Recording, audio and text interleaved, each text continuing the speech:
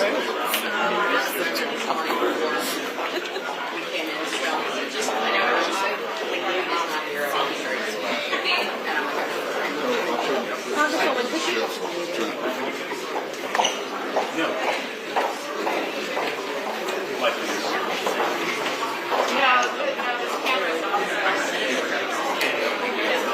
Dan.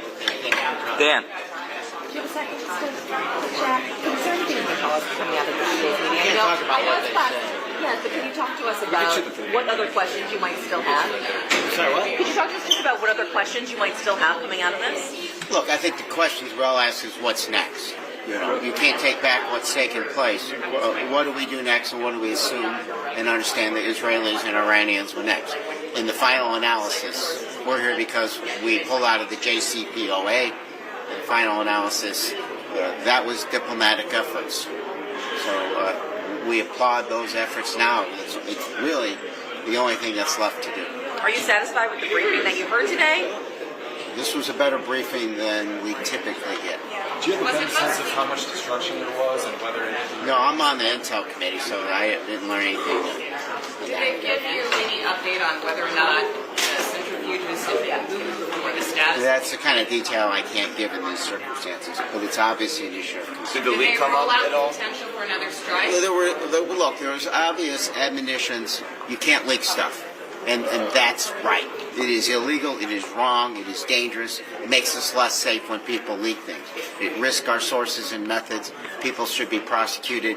Presidents for all time are angry about leaks, and they should be, Democrat and Republican. But history shows almost all leaks come out of the executive branch. I gotta go. Thank you.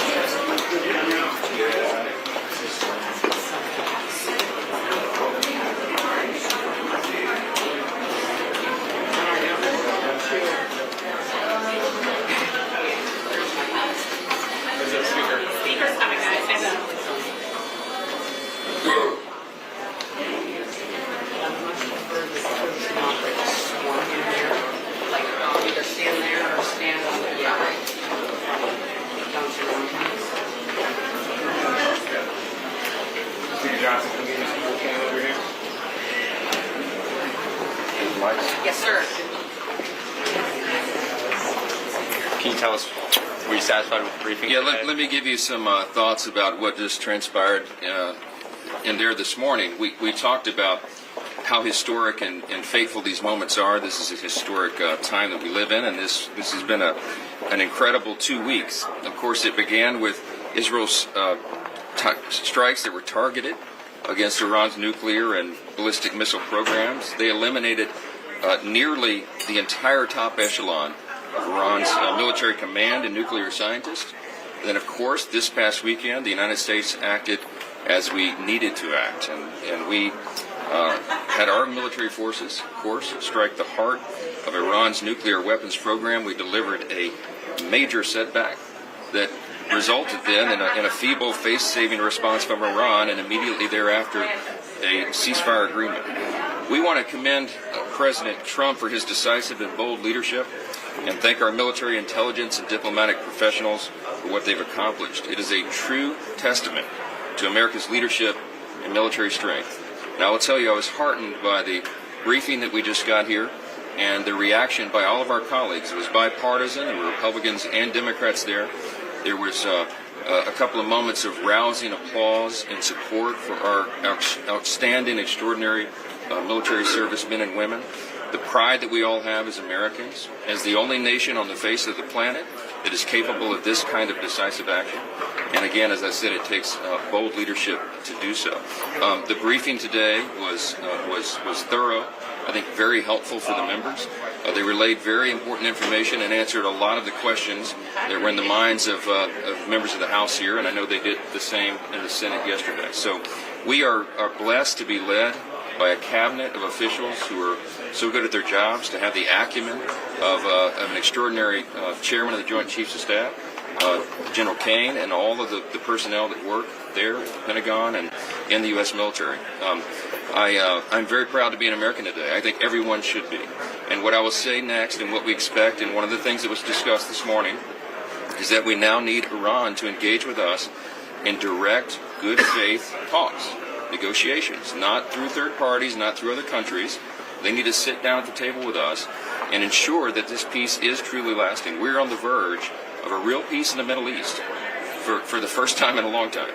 And that's because of the decisive leadership of the United States. Everyone around the world understands that.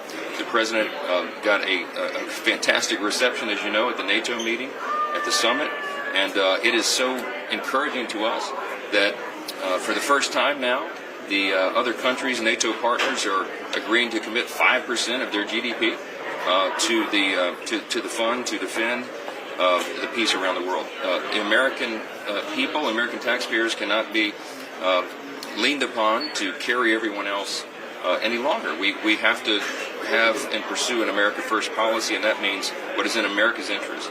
Of course, what has been done here was not just in America's interest, but in the interest of all peace-loving and people and free people around the world. So I have a couple of my great colleagues, our Majority Leader Steve Scalise here, and Brian Mast, who is the chair of one of our most important committees, our Foreign Affairs Committee. And if you want to have a few questions, I'm sure we can answer You those. called this a major setback for Iran's nuclear capabilities. Do you have a sense of how much uranium may have survived and how much was destroyed? What are you learning about that? We have a sense about that. Some of this is classified, but I will tell you that there was a CIA press release, I think it went out yesterday, and they concluded that, Iran, this is a quote, Iran's nuclear program has been severely damaged, unquote.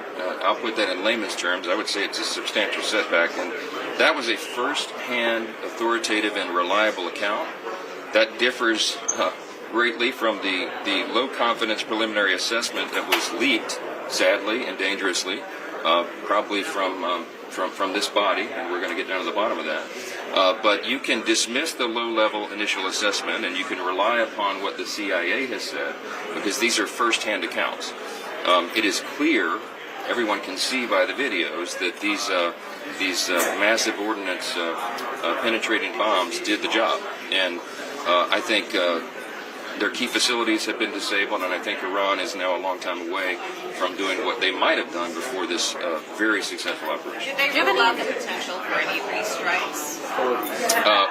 I'm not sure how much of that's classified, and I shouldn't be getting into that today. But we are very encouraged about the situation and where it stands. We're very encouraged. I think the greatest evidence that we have of the effectiveness of this mission was that Iran came immediately and was willing to engage in a ceasefire agreement. That would have been unthinkable just a few weeks back.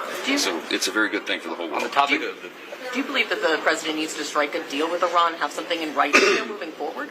Well, look, I think that's the next logical step. I mean, we will do what is necessary to maintain the peace, but it is in Iran's interest and, of course, in the world's interest for them to come to the table in good faith and make an agreement. That would be good for the entire region. We have peace in the Middle East, and that is a big step towards peace around the globe. On the big beautiful bill, has the Senate, have you talked to the Senate yet on when they will hold their vote and when the House will get a chance? I was in the Oval Office with Leader Thune as recently as early evening yesterday with the President. We had a long discussion about this and where the bill stands in its status, and we are very, very close. And Leader Thune has confidence that they could get the job done by this weekend, and we certainly are hopeful for that. We would still like to meet that July 4th self-imposed deadline, and the President likes that idea. I certainly like that idea, and so does Leader Thune. So we're in a wait-and-see posture in the House right here, and we'll see what happens. So we're ready to act. Comfortable with the Islamophobic sort of tropes that some of your members are using? Thanks, guys.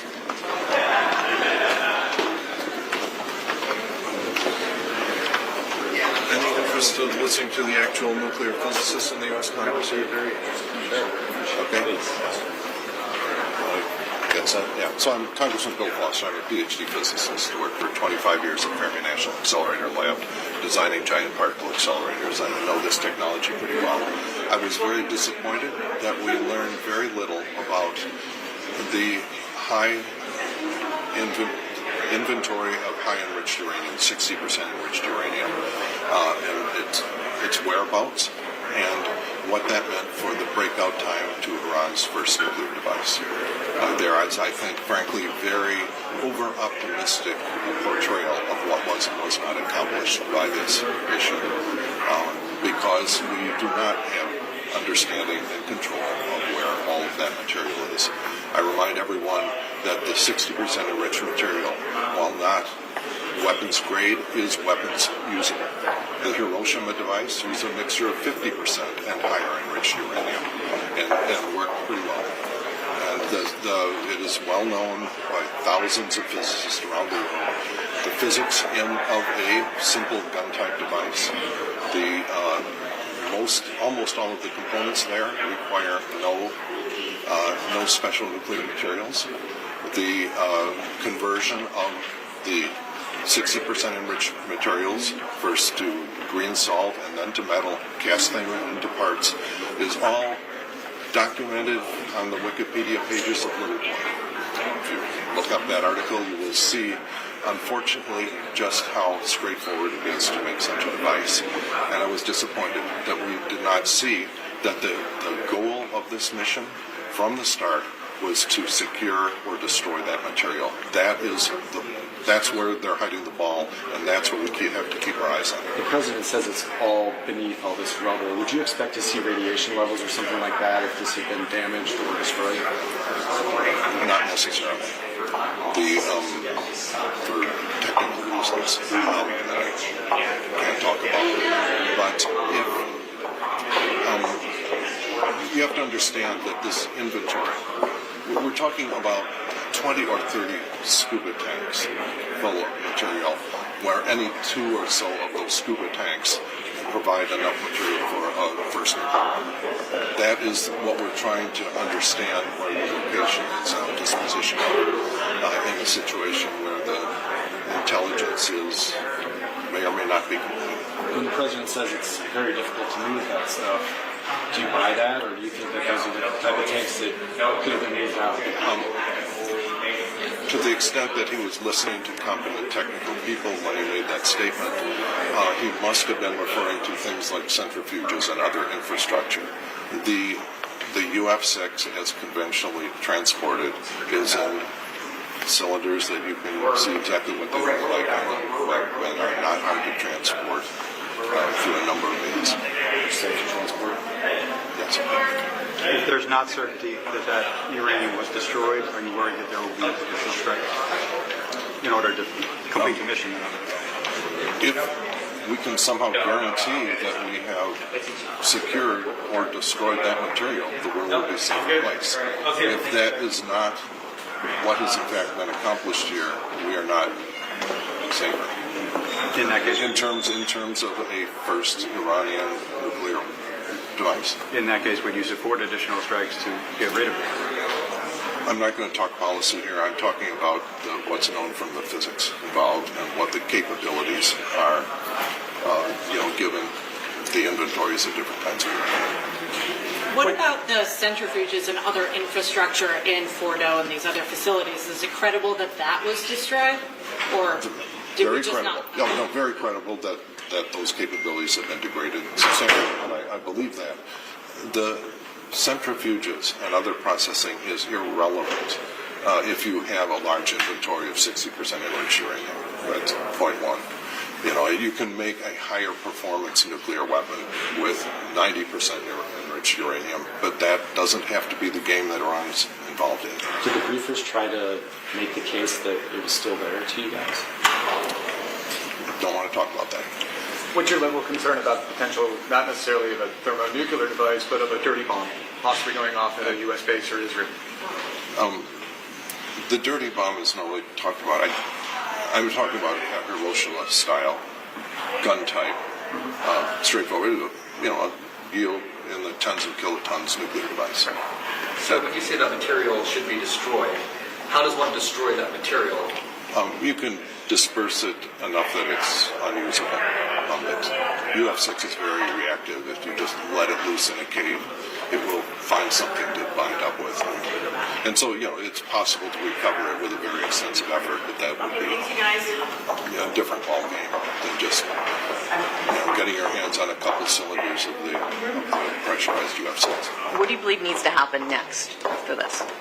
I think that we have to understand the leverage that the Iranians and the free world have, and to engage in serious negotiations with the Iranians about putting a permanent lid on their nuclear program, starting with getting IEA surveillance on their entire inventory of 60% enriched uranium. You talked at the outset about how this would have happened if the JPCOA hadn't fallen apart. I think, frankly, that the game was lost when President Trump withdrew from the JCPOA. Under the JCPOA, we had very strict limits and enforced limits on their inventory of enriched uranium at different levels. And when that was lost, the game was lost, and now we're in a situation where they have very large inventories of quite significantly enriched uranium, and unfortunately that implies a very small breakout time to a first nuclear device. Under the JCPOA, and I spent many hours in the SCIF looking at different breakout scenarios. The fundamental representation there was that there was a 1-year breakout time. If the Iranians kicked the inspectors out with the equipment that they were allowed to have, it would still take them a year. Okay, and now we're in a situation where it's days. All right, it was days prior to the strike, but they nonetheless have already used that equipment to make a very large inventory of 60% enriched uranium, and that's the situation we're in. So if the uranium was not destroyed, they still have that capability to break out a bomb in a few days? In a very brief period. What's your level of concern about that? Enormous. What's a very short level of time? It depends on how much work they've already done. If you look at what was done to build the Hiroshima little boy bomb, almost all of it could be done in a small artillery shop. And there are a lot of that kind of capability all around Iran. You don't need bomb physicists at this point. You need engineers. You need machinists. You need technicians. The physics is known. What did you make when Israel targeted all those nuclear scientists? That was important. That had a large impact on their capability going forward. Not so much on the breakout time. Thank you, sir. All right. Thank you. Thank you, sir. Thank you. Let's see, if you need to contact my press, it's grace.boutn@mail.ls.gov. Congressman Bill Foster, the PhD physicist. We could tell by the time. It's kind of embarrassing. Where's plutonium on it? Because, obviously, it's got the atomic weight of indium raw, Does it really? So you walk down the street, people will point at you and laugh, It's really... So it is a joke time. It's embarrassing. But, it's a gift. Just embrace the It's a gift, so I kind of have to wear it. Sure, I have to ask you, wear that tie all the time or just periodically? Boo! Get out! Get out! Die screaming. That's a wrap. Nobody else in there. Oh, we have someone coming. Ricardo? From San Jose. Trying to avoid going outside. I'm so sorry. Wait, you guys shoot the dude? They got one vote. It's over. The vote should be over by now. Yes, absolutely. It's been real. Yeah.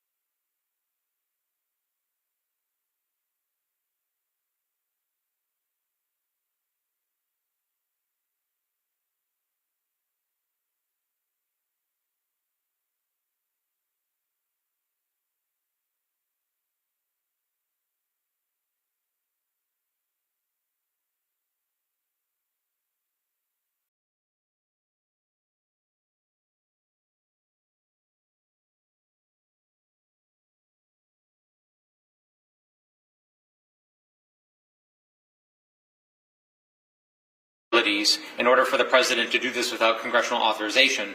And what was briefed to Congress today is massively different than what has been told to Congress over the last year, up until a month ago, about both Iranian capabilities and Iranian intent. Are you convinced that Iran's nuclear facilities have been completely destroyed, obliterated, whatever the administration is using? No, I'm not convinced of that whatsoever. Numerous words have been used. In fact, they said, pick your adjective. Well, adjectives and words actually matter. They have different meanings, and they mean vastly different things, and they have not actually settled on a definition in what they claim the results of the strike were. So we'd like to see that. We've been told that there are still additional reports that have not been provided to Congress. So show the report. With a real battle damage assessment, please stand up so we can make that assessment and see what the results were. But I just want to underscore the fact that military success, even if it happened, does not make it okay for them to violate the Constitution and not seek congressional authorization. And the reason is some missions are successful and some are not.